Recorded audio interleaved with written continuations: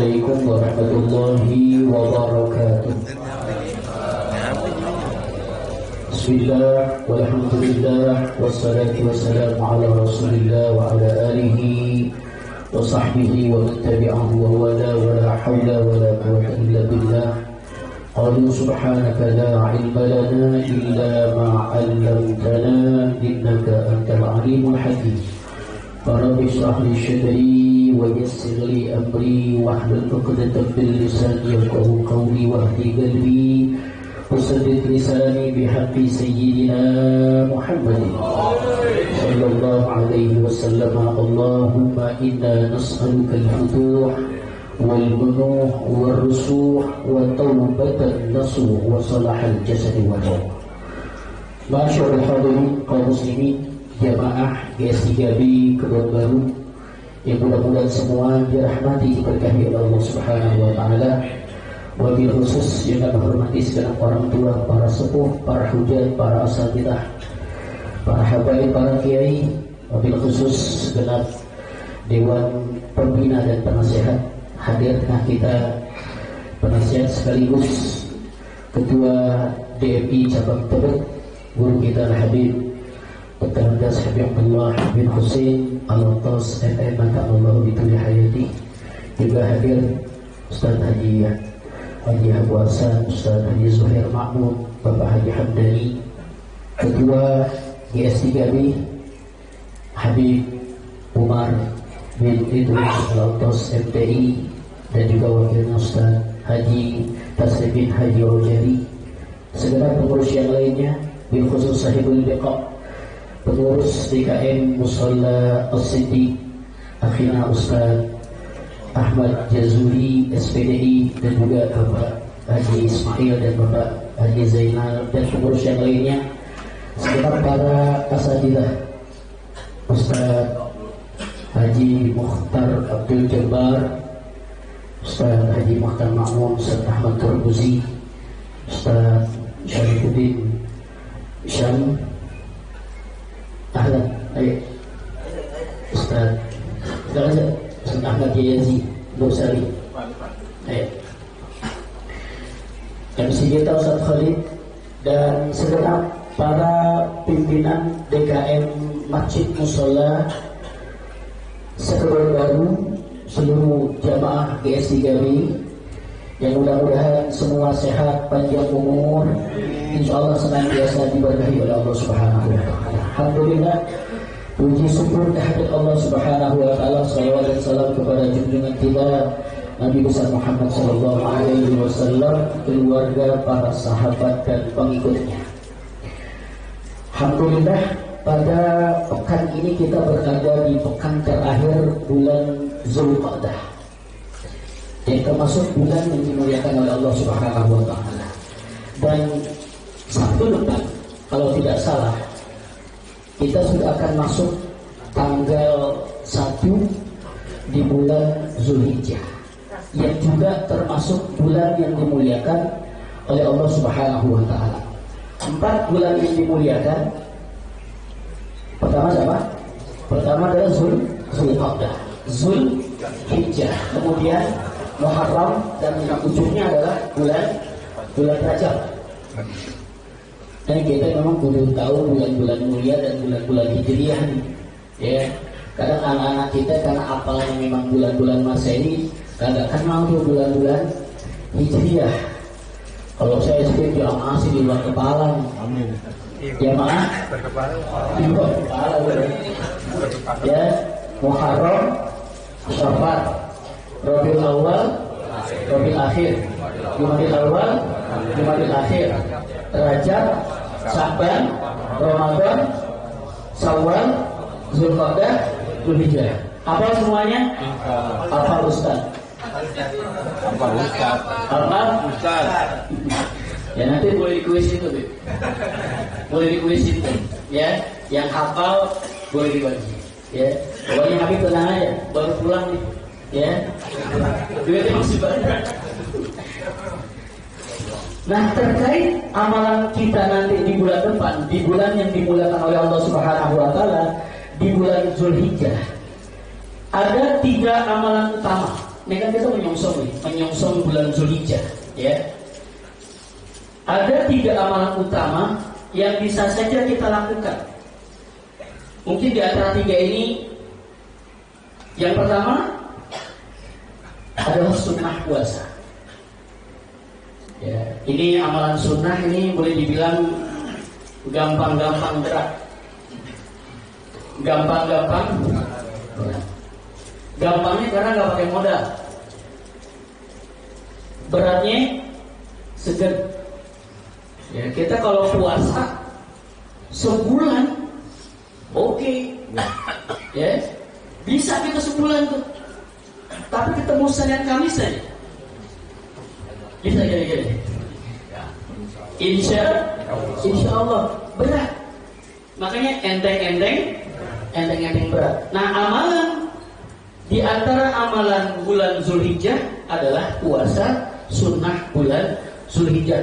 Yang pahalanya kalau kita laksanakan, ini pahalanya yang membandingi hanya jihad fisabilillah. Rasulullah Shallallahu Alaihi Wasallam dalam sanad dari Ibnu Abbas, Sayyidina Ibnu Abbas, beliau mengatakan Rasulullah Shallallahu Alaihi Wasallam, qala Rasulullah Shallallahu Alaihi Wasallam, ma min ayyamin al-amalu shalihu fiha ahabba ila Allah min hadhihi al-ayyam. Tidak ada amal soleh yang lebih dicintai oleh Allah Subhanahu wa ta'ala kecuali amalan-amalan yang dilakukan pada awal-awal bulan Zulhijjah. Sahabat nanya, qalu ya Rasulullah, wal jihad fi sabilillah ya Rasul, bagaimana dengan jihad fi sabilillah wahai baginda Rasul? Qala Rasulullah sallallahu alaihi wasallam, illa rajul kharaja min baitihi wa nafsihi wa malihi lam yarji min dhalika syai'un. Kecuali kata Rasul, ada amalan yang bisa membandingi pahala-pahala puasa di awal-awal bulan Zulhijjah, yaitu seorang ketika dia berangkat untuk perang fi sabilillah, maka dia membawa dirinya sendiri dan dia membawa seluruh apa yang dia bawa dari senjata dan sebagainya. Kemudian dia mati di lapangnya, tidak kembali lagi ke rumah. Kata Rasul, itu yang bisa membandingi pahala puasa di awal bulan Zulhijjah. Bahkan dalam sanad Abi Hurairah bilang bahwa saumu ya'dilu saumu kulli yaumin saumu sanatin. Orang yang puasa satu hari di awal-awal di bulan Zulhijjah, maka bandingannya adalah pahala 1 tahun. Pahala puasa 1 tahun. Wa qiyamu lailatin, bersolat malam 1 malam, wa qiyamu lailatin fihi, pada malam-malam itu, maka pahalanya adalah qiyamu lailatul qadri, adalah pahala melaksanakan qiyam di malam Lailatul Qadar. Kalau malam pertama, kalau hari pertama kita puasa, ya, kata Rasulullah, man shoma dzalikal yaum, orang yang puasa pada hari yang pertama, maka kata Rasulullah sallallahu alaihi wasallam, ghafarallahu kulla dzambin, Allah akan hapus dosa-dosanya. Pahala di hari kedua, kata Rasulullah, kaman abadallaha sanatan wa lam yaksillah tarfat ain. Orang yang puasa di hari kedua di bulan Zulhijjah, maka dia seperti mendapatkan pahala puasa setahun, enggak maksiat sama sekali. Yang ketiga, kata Rasul, man shoma dzalikal yaum, orang yang puasa di hari ketiga, istajaballahu du'aan, maka Allah Subhanahu wa ta'ala akan mengabulkan doanya. Yang keempat, kata Rasulullah sallallahu alaihi wasallam, nafallahu al-ba'sa wal faqr. Orang yang puasa di hari keempat, maka Allah akan hilangkan kesusahan dan kemiskinan dalam diri. Yang kelima, kata Rasulullah sallallahu alaihi wasallam, orang yang puasa, maka dia buri'a minan nifaqi aw min adzabil qabr. orang yang puasa di hari kelima, maka Allah akan jauhkan dari sifat kemunafikan dan dari azab kubur. Yang keenam kata Rasulullah sallallahu alaihi wasallam, yang Zulullah ilaihi berrahmati fala yu'adzibhu abada. Orang yang puasa di hari yang keenam, maka dia akan dipandang oleh Allah Subhanahu wa taala dengan pandangan rahmat dan tidak diazab oleh Allah. Nah, yang ketujuh, kata Rasulullah sallallahu alaihi wasallam, orang yang puasa di hari ketujuh, maka aghlaqallahu salasina baban minal usri wa futiha lahu abwaban minal yusri. Allah akan tutup 30 pintu kesulitan dan Allah akan buka 30 pintu kemudahan. Di hari ke-8 disebut sebagai wahwa yusamma tarwiyah. Wahiyah yusamma tarwiyah. Disebut sebagai hari tarwiyah. Kata Rasulullah, man shamahu uqtiya min al-ajri la ya'lamu illallah. Orang yang puasa pada hari tarwiyah di hari ke-8 tidak ada tanggung pahalanya kecuali Allah Subhanahu wa taala. Ini Nabi Ibrahim sudah mulai bermimpi. Disebut tarot. Tarot itu sudah mulai mimpi. Dulu ketika belum punya anak bilang, "Lau kana li ibn la albanu fi sabilillah." Andai kan aku punya anak, aku akan sembelih untuk Allah Subhanahu wa taala. Biasa kalau orang belum punya begitu. Kalau orang belum punya seperti itu. Maka ketika sampai falamma balagha ma'usyaya, gitu. Ketika Nabi SAW sudah mulai dewasa, 13 tahun, 15 tahun, baru ini arafil manami anni asbahuka fanzur mazadar. Maka di hari ke-9 dia mimpi lagi. Disebut sebagai hari Arafah, sudah yakin. Ya. Sudah yakin bahwa ini adalah bukan lagi mimpi. Ya. Ini adalah sebuah perintah dari Allah Subhanahu wa taala. Maka man shoma, orang yang puasa pada hari Arafah, kafaratu sanataini. Allah akan ampuni dua tahun dosanya. Ya. Dosa tahun sebelumnya dan dosa tahun yang akan datang. Kalau kita bisa puasa, kita puasanya 9 hari. Kalau enggak 9 hari, puasanya 2 hari. Hari Tarwiyah dan hari Arafah. Ya, hari Tarwiyah dan hari Arafah. Kalau enggak juga, puasanya adalah puasa hari Arafah.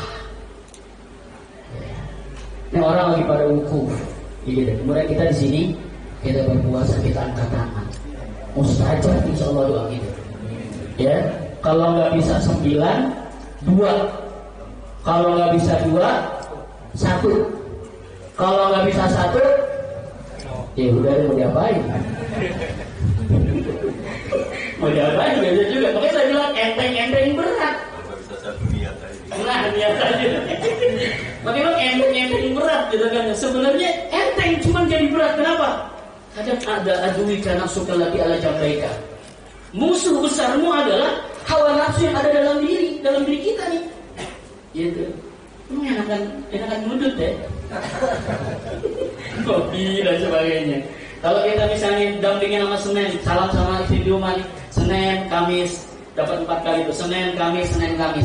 Niat puasa qadha yang istri. Ya, dari malam tuh niat puasa qadha beserta puasa Senin Kamis, beserta puasa sunnah Zulhijjah. Jadi udah 3. Yang laki juga begitu. Yang masih punya qadha. Dulu masih zaman jahiliyah, kalau main kemana-mana, makan sampai rumah ngaku puasa. Kalau yang masih ada, niat itu malam, jadi niat qadha, kemudian niat puasa Kamis, niat puasa sunnah Zulhijjah. Yang kedua, setelah kita puasa, sunnah adalah berkurban. Ya, maka setelah Nabi Ibrahim sudah yakin dengan mimpinya, maka pada hari ke-10 disebut sebagai hari Mahar. Sebagai hari Mahar. Maka dipanggil anaknya, inni arafil anni asbauka fanzur maza tara. Wahai anakku, aku bermimpi mendapatkan perintah oleh Allah Subhanahu wa taala, kamu akan disembelih. Apa jawaban anak soleh? Ya abadi al-ma'tumar satajiduni insyaallah ta'ala musabiri. Injih bahasa lagi. Bahasa Sunda apa? Injih. Gitu kan. Nggih. Ya. Baik, ayahku. Ya, laksanakanlah apa yang telah kau perintahkan oleh Allah kepadamu. Semoga menjadikan aku menjadi anak yang sabar. Bayangin coba, hawa nafsunya lepas tuh. Anak cuma satu-satunya, kemudian mau dikorbanin. Dipanggil anaknya, ngomong aja nggak kuat tuh orang tua tuh. Ngomong nggak kuat. Ini kuat ngomongnya. Sini. Dapat perintah, sembelih. Anaknya begitu hebatnya. Silakan ayah, laksanakanlah perintah. Coba kalau anak sekarang. Anak sekarang dipanggil saya babinya. Nak sini nak. Ayah mimpi. Ayah disuruh Allah Subhanahu wa taala untuk menyembelih engkau nak. Gimana nak? Apa jawaban coba? Ayah duluan yang tuaan. Bisa jadi begitu jawabannya. Ya Allah, berkorban tidak tanggung-tanggung sebagai Khalilullah. Kekasih Allah Subhanahu wa taala. Belum nih apa? Sami'na wa ata'na. Sami'na wa ata'na. Saya lakukan ya Tuhan. Iya. Ya, sekarang mohon maaf nih, orang banyak apa? Sami'na wa asayna. Sami'na, kami dengar perintahmu ya Allah, tapi asayna kami enggak lakukan. Mulai ke Israel. Mungkin gini sudah begitu. Ya, ambil gini hari ini. Ya. All yes. All eyes. Gitu kan ya. Mata kita semua tertuju kepada Rafah teman. Lihat saudara kita. Ya, nanti Habib Umar yang akan bicara tentang Rafah dan sumbangan buat Palestina. Ya, saya sih ngomongin korban aja nih gitu. Jadi baik, ini masih berlanjut. Ya, belum lihat lagi lah ya. Yang kedua korban. Sunnah korban. Ini berat-berat enteng. Berat-berat enteng. Berarti karena pakai modal. Tapi sebenarnya nggak berat juga. Ya, kalau kita kumpulin duit satu hari 10.000 aja. 350 hari jumlah duitnya berapa kira-kira? Pas ya? Pas ya? 3.600.000. Rokok sebungkus 30.000. Kali sebulan sudah 3 juta. Kelar itu sebulan. Ya.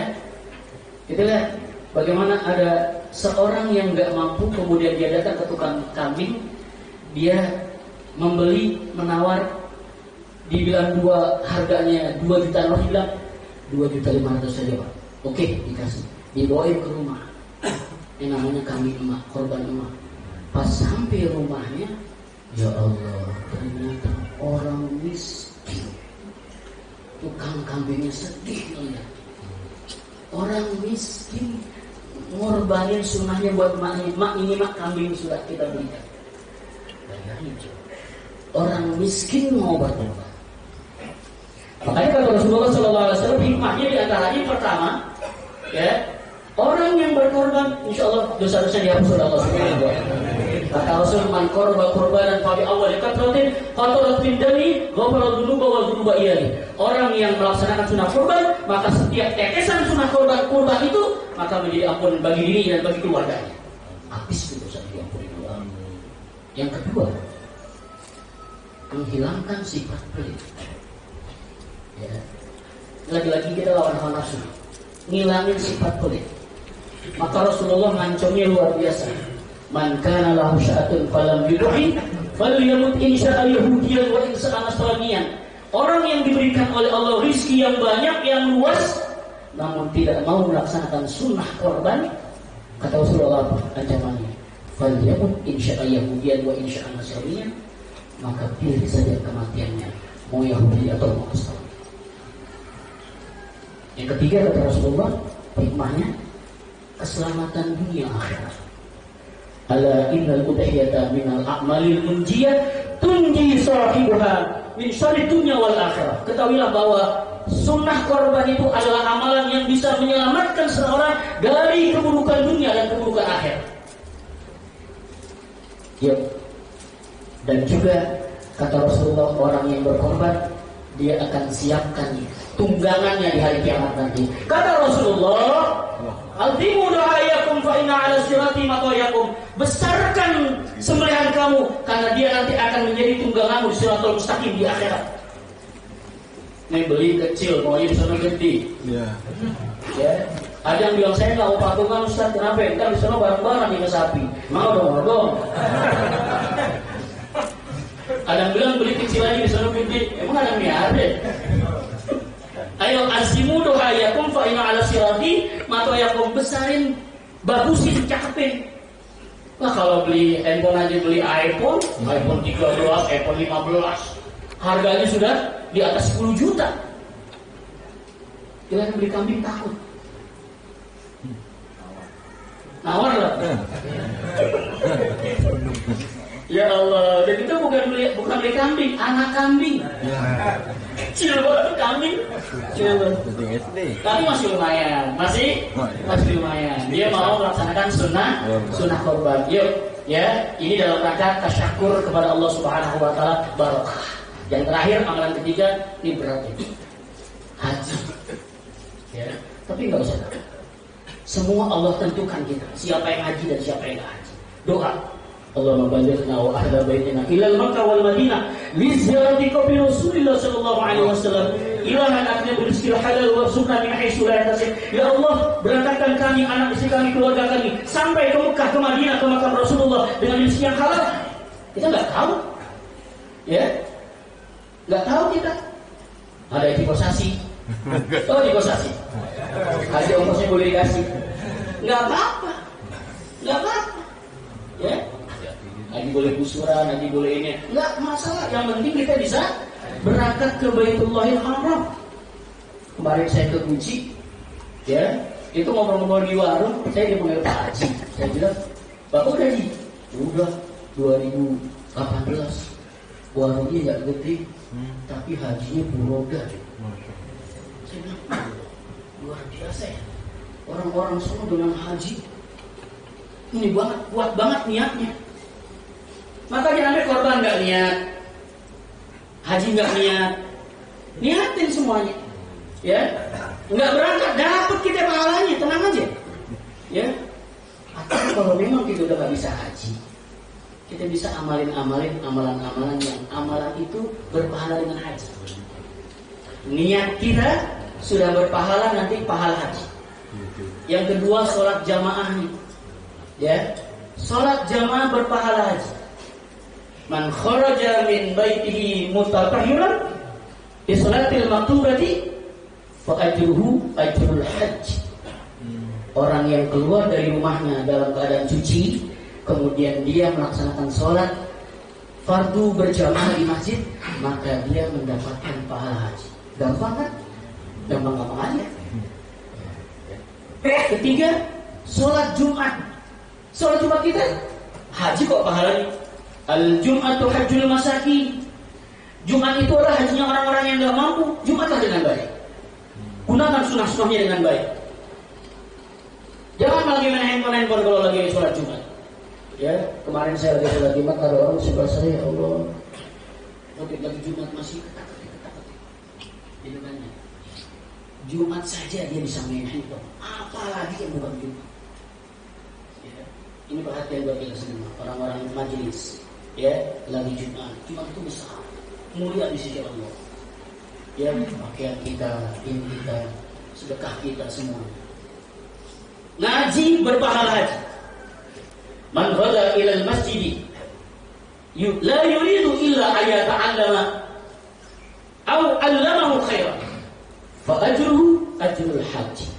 Orang yang datang pagi-pagi ke masjid atau datang ke mushola, tidaklah dia datang keinginan untuk mengaji, menuntut ilmu, belajar tentang kebaikan, atau orang yang mengajar tentang kebaikan. Kata Rasulullah, fa ajruhu ajrul haji. Haji, maka pahalanya adalah pahala haji. Banyak pahala haji. Apalagi yang udah haji, kalah lagi kita. Udah haji dia begitu, kalah lagi kita. Tapi nggak apa-apa, yang penting kita berpahala haji. Ada satu lagi, kata Nabi, orang yang datang ke masjid, sholat subuh berjamaah, kemudian dia Setelah itu dia berzikir. Dan ketika sudah isyraq, ya, kemudian dia melaksanakan sholat isyraq, sholat duha awal, maka pahalanya hajatan wa umratan tamatan. Pahalanya adalah pahala haji dan umrah, pahala yang sempurna. Ini kita belum bisa lakukan. Sebenarnya kita bisa lakukan di sini. Ketika kita sudah sholat subuh, kita sudah zikir, kita sudah tausyid segala macam, tinggal sholat saja sebenarnya. Memang susah gitu. Dan dulu kita melakukan. Apa mau sholat dulu sebentar, itu pahalanya haji sebenarnya. Hemat kita sakit, ya. Entah kapan kita bisa laksanakan itu. Ketika formatnya susah, Habib ya. Formatnya susah. Lagi sudah kotak roti. Kotak pisang katanya. Ya, itu benar tinggal aku doang nanggung tuh. Tinggal sholatnya doang di ujung. Tetapi sulit. Nggak apa-apa, ya. Yang penting kita dapat pahala haji dengan sholat berjamaah. Mungkin ini yang bisa kami sampaikan. Ya, terima kasih atas waktunya. Ya, Mas Habib, katanya saya ceramah. Ya, apa? Ya, kita baca Fatihah untuk saudara kita di Palestina. Nanti ngerafah doang nih, ya. Ya Allah, ya. Allah belum turun di pertolongan. Kita diajak sabar, berdoa untuk membantu mujahadah, ya. Nanti ayo kita bantu semuanya. Kita baca Fatihah. Ya, kita doakan semoga mereka yang di Palestina di Rafah semua Allah berikan kekuatan batin, zahir batinnya, berikan keselamatan, berikan kekuatan, dan orang-orang yang zalim dihancurkan oleh Allah Subhanahu wa taala. Al-Fatihah. A'udzubillahi minasyaitonir rajim. Bismillahirrahmanirrahim. Alhamdulillahirabbil alamin arrahmanirrahim maliki yaumiddin. Iyyaka na'budu wa iyyaka nasta'in ihdinas siratal mustaqim siratal ladzina an'amta 'alaihim ghairil maghdubi 'alaihim waladdallin. Amin. Mohon maaf, semoga bermanfaat. Hadanallahu wa iyyakum ajma'in. Assalamualaikum warahmatullahi wabarakatuh.